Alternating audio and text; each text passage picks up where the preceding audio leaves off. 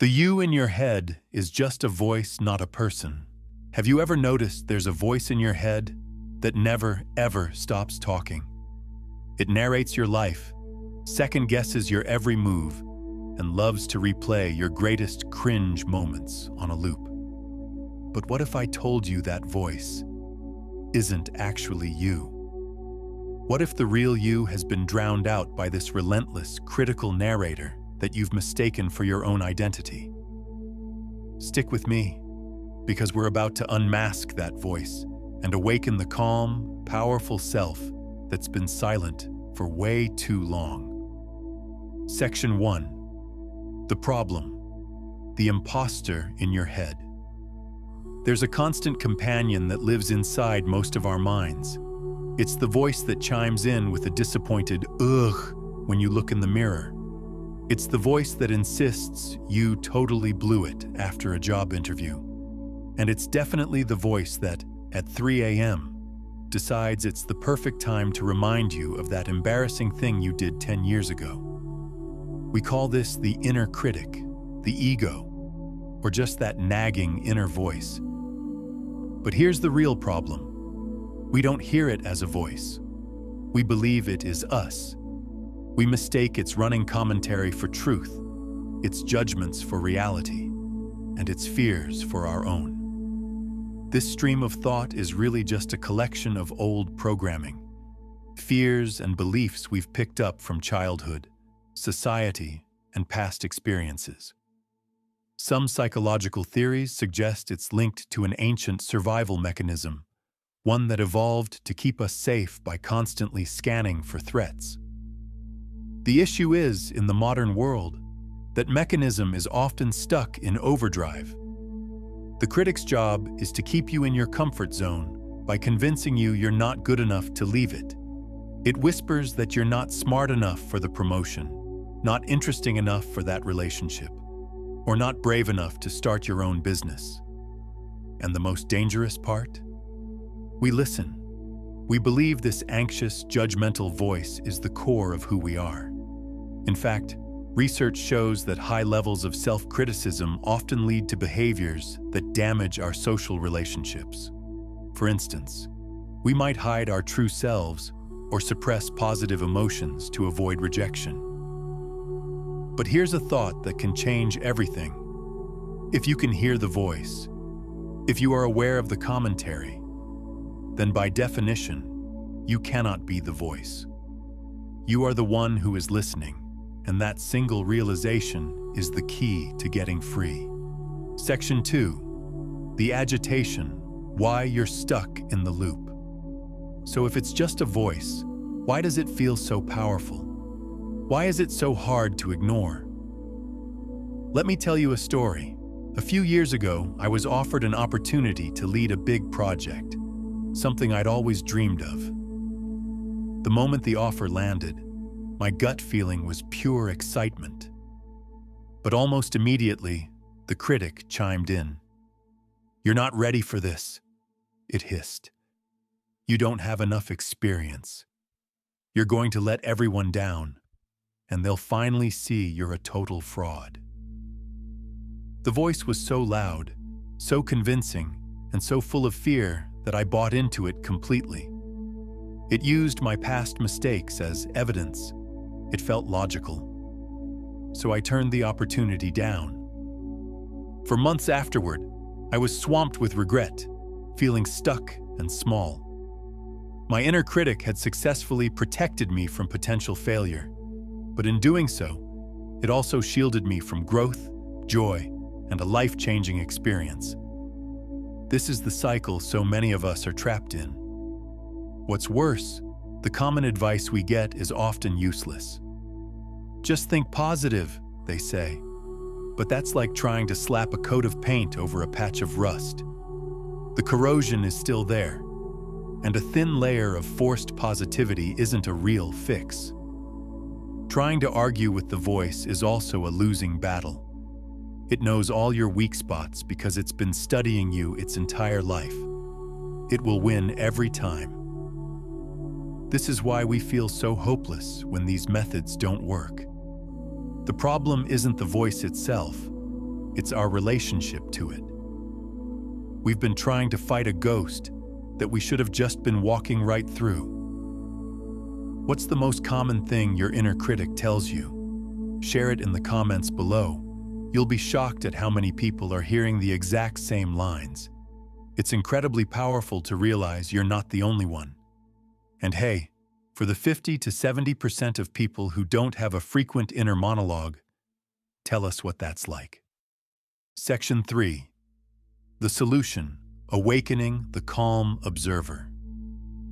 Here is a powerful way to think about this. You are not your thoughts. You are the space where your thoughts happen. Imagine your mind is a vast, clear blue sky. That sky is your true self, calm, aware, and present. The thoughts, the worries, the judgments, they're just clouds passing through. Sometimes they're dark and stormy. Other times they're light and fluffy, but they are never the sky itself. The sky doesn't get mad at the storm clouds. It just lets them pass. Your job isn't to stop the clouds. Your job is to remember that you are the sky. Beneath the frantic energy of the inner critic is a much quieter, wiser sense, your intuition. That critical voice is often head-centered, analytical, and loud, speaking in long, panicked sentences.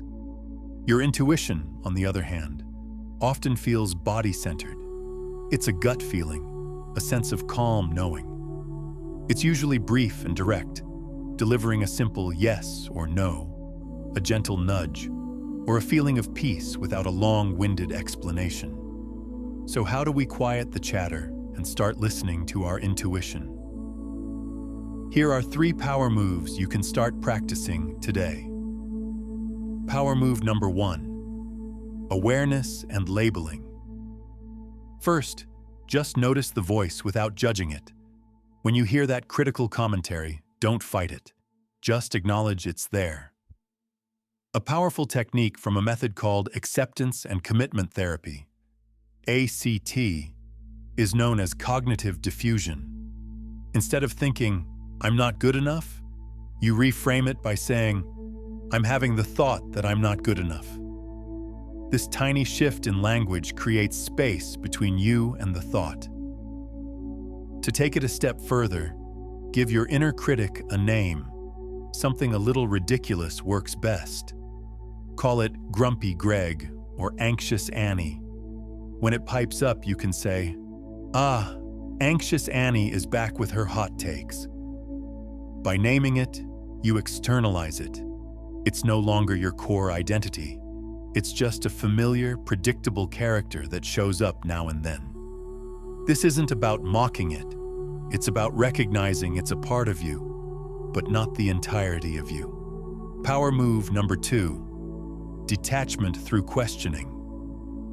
Once you've labeled the voice, you can question its authority without starting an argument. The critic gets its power by sounding like the absolute truth. We can gently weaken that power with simple curiosity. Ask yourself, is this voice loud and frantic, or quiet and calm? Fear shouts. Intuition whispers. Where do I feel this in my body? Anxious thoughts often create tension in the jaw or shoulders. Intuition is often felt in the gut or heart, as a sense of relief or opening up. Is this thought long and complicated, or is it short and simple? The critic loves to spin complex what-if stories. Intuition is usually direct and to the point. And the most powerful question of all, is this thought really true? Often, when you shine the light of honest curiosity on a critical thought, it starts to fade. By asking these questions, you shift from being a believer of the voice to being a curious observer of it. Power move number 3: reconnecting with the body and breath. The inner critic lives in the past, regrets, and the future, anxieties. Your true, intuitive self lives only in the present moment. The fastest way to get out of your head and into the present is to ground yourself in your body. Here's a simple 60-second exercise you can do anywhere. Close your eyes or just lower your gaze. Take a slow, deep breath in and an even slower breath out. Now, shift all your attention to the physical sensations in your body. Feel your weight on the chair or your feet on the floor. Notice the air on your skin. Place a hand on your heart and feel its steady rhythm. For just 60 seconds, your only job is to be here, in this body, in this moment. You don't need to clear your mind. If thoughts come, just let them be clouds passing by while your attention stays on your physical sensations. This simple practice is a circuit breaker for mental chatter. It pulls you out of the critic's timeline and drops you right back into the present, where your true self lives. Conclusion: you are the one in charge. Remember that project I told you about? The one I turned down because my inner critic scared me off? A year later, a similar opportunity came up. This time, when the voice started its usual "you can't, you'll fail" routine, I recognized it. I said, hello, Grumpy Greg. Thanks for the input, but I'm not taking advice from you today." The fear was still there, but it was just background noise, not the main event. I listened to that quiet, expansive feeling in my chest, my intuition, and I said yes, and it changed my life. The goal isn't to silence the inner critic forever. Some part of that voice may always be there because its function is to try and protect you. The goal is to change your relationship with it, to demote it from being the director of your life to a backseat driver whose advice you can choose to ignore. You are not the voice in your head. You are the one who hears it. You are the sky, not the clouds. You are the calm, silent presence underneath all the noise. Awakening to that presence is the beginning of true peace and unshakable confidence. The real you doesn't need to shout. It's just been waiting patiently for you to finally listen. If this video helped you see your inner world a little differently, hit that subscribe button. We're going to keep exploring how to master the mind and live from a place of true power. And let me know in the comments which of the 3 power moves you're going to try first. Start the practice today. You deserve to feel safe and free inside your own mind.